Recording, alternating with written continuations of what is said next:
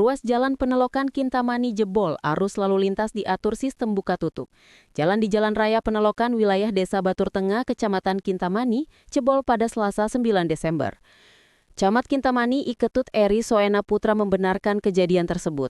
Menurutnya, untuk sementara jalur masih bisa dilalui dengan menggunakan setengah badan jalan.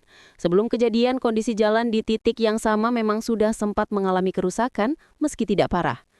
Warga bahkan sudah mengadukan kondisi jalan tersebut melalui Facebook pengaduan 24 jam Bangli Era Baru yang dikelola pemerintah Kabupaten Bangli.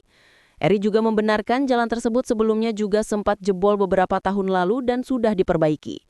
Sekitar sebulan lalu jalan kembali jebol di titik yang sama. Perbaikan terakhir belum menyeluruh, sehingga saat hujan deras air mengalir di lokasi tersebut dan mengikis jalan hingga jebol. Untuk memastikan keamanan masyarakat, jalur tersebut tetap dapat dilalui kendaraan, namun dengan sistem buka tutup arus lalu lintas. Polsek Kintamani telah memasang water barrier dan polis lain guna mengamankan ruas jalan yang terdampak. Kapolsek Kintamani Kompol Made Dwi Puja Rimbawa menyampaikan bahwa pihaknya terus memantau kondisi lapangan serta berkoordinasi dengan dinas terkait.